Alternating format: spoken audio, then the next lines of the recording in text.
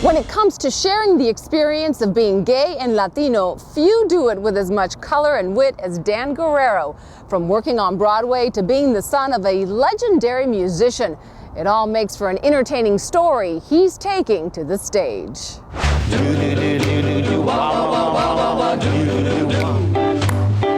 East LA, mid-1950s. We like Ike. Ese. None of my friends in school are Mexican, except one, Charles, a real one. He's born in Mexico City. It's the journey of accepting being a Chicano, learning to love my culture, accepting being a gay man.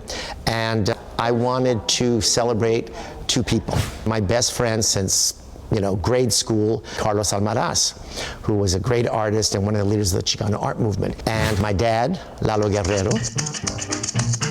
The late Mexican-American music legend Lalo Guerrero, known as the father of Chicano music, was the first to introduce swing and boogie to Latino audiences in the U.S.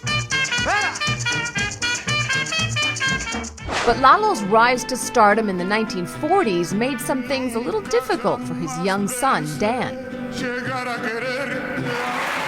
His records play all the time on the one Spanish language radio station. And there's posters all over the east side.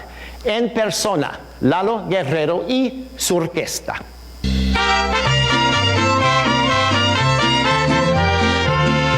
Voy a rendir homenaje a la canción mexicana. Ay, ay, ay.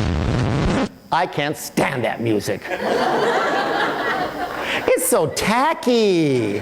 I am not into Mexican music in my teens, and Dad's growing celebrity is embarrassing. I'm searching for my own identity, and mine starts to get all mixed up in his. For Dan, coming to grips with his sexual identity was complicated even more by bullying.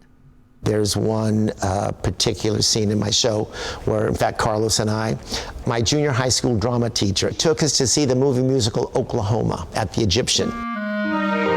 Curtains opening. Wow. Huge screen. Gordon McRae riding horseback. Oh, what a beautiful morning. Your whole life has changed, and that's what happened to me. So we leave the movie theater, and I'm just, on a natural high. We're the last ones back on the school bus. I get on first. Maricón! Hey, queer! I can't move.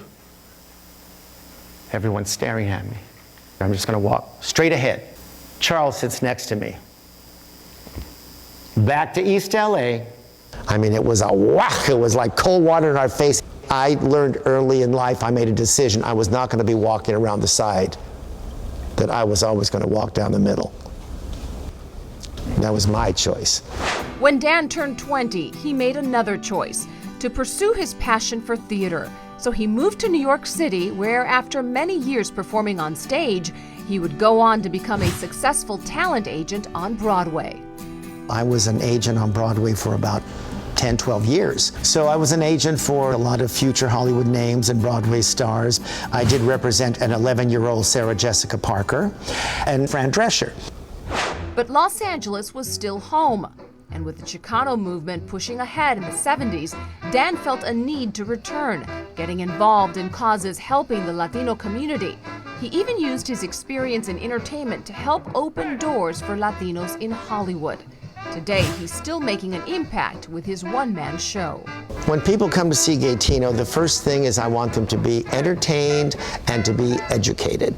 But I think you learn most when you don't realize you're being educated. I went to East LA College, and to be back at the college performing a show called Gaytino and carrying on stage, and when I was here, you wouldn't even really say the word gay. It simply wasn't done.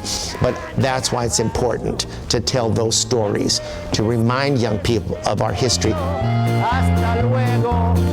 Ya los guachos. Good night.